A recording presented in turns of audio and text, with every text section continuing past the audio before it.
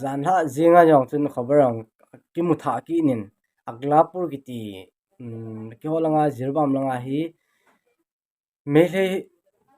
mehle hong cheng Amy ho Kuki-zo chate ang kicheng chuban le supi Muslim lang ho bete Muslim lang ho cheng ba hin ama holanga hi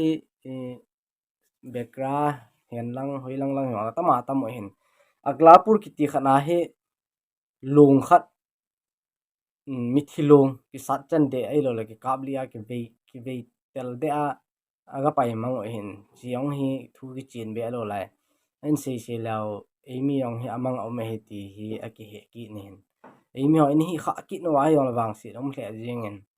e zan la thu hi in tun jing kaang chun khabar ang chu mu mai theu hin jen ki chi theu te so pi te ho hello friends kana mi te ho jo se pharma spanin kai lu na salam ka hen bolovin tuni pha ne hen Jiribam chung chang thu hi kaloi le gol mun tina hon jong hen hom jiwin thut ke langa kom ji a he ning dong jiwin phone call nin bolovin chu te ne he kha hon an ning dong zap jiwin thu chen hi ke chen lo ai ko mo se nom ji lo hin hi wang hen khabar ho chu na ho mu te bang mang chu kon ke mu ji tho ne wang amuna ki ji a he tan ta san na khat nei ni ji o hi in ji achun tuni pha na hin video chomcha an si ming katin ikilung tu na thei di win ti ka gelin ji chu abul ti lai siang mong bung hi aku na hong ki pan hin boina hi tilanga Jiribam area hi in he so ke khabar ho jo ke na movin heti chun phat na chi in e ho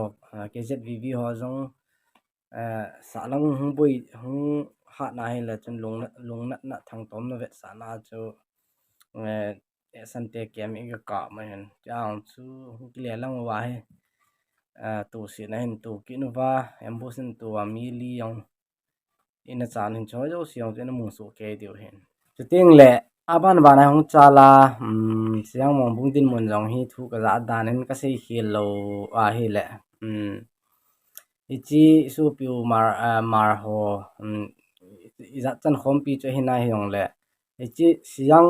to mong bung ki bulu na ding hang khu ama ho khu ki ho pa ji hin cha khu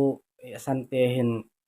reinforcement chi ji wa hin ji ai KZVV ho hin e ho Kuki-zo village volunteer ho hin chilang to pha a ting le chilai mun ho to pha ding zairon ho to pha a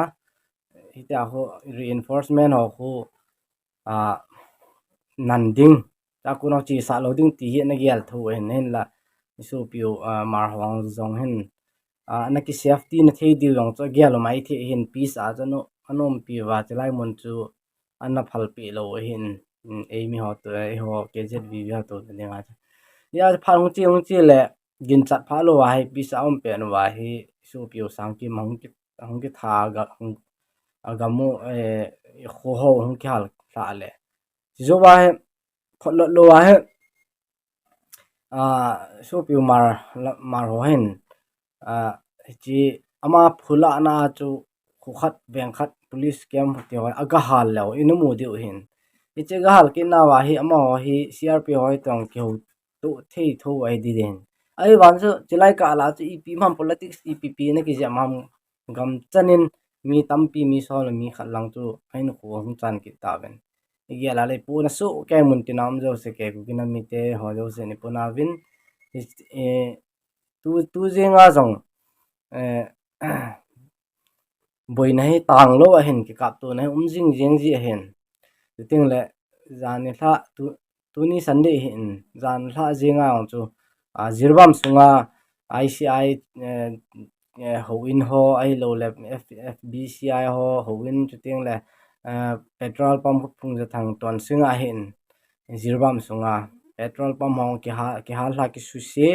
chu ting le ho in jong mun ni mun thum langa kihal la Kalinagar school in hong kihal la chu ting le adang dang chun khabar ang ki mutha ki nin aglapur kiti ki holanga Jiribam langa hi mehle hong cheng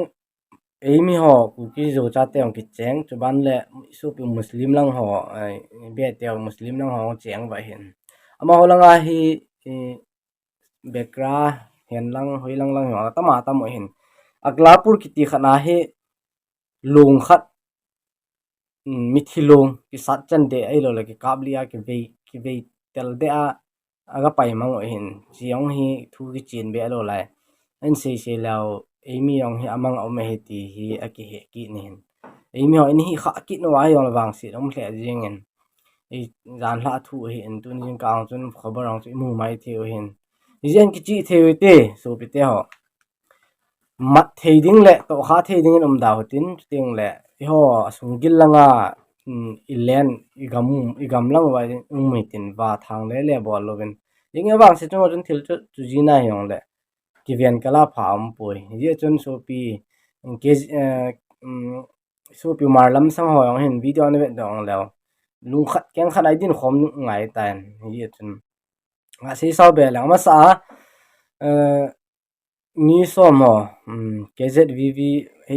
HVV langa mi som lek mi khat athi ho chu chilang area ayong chu boyong ki patil ti la chun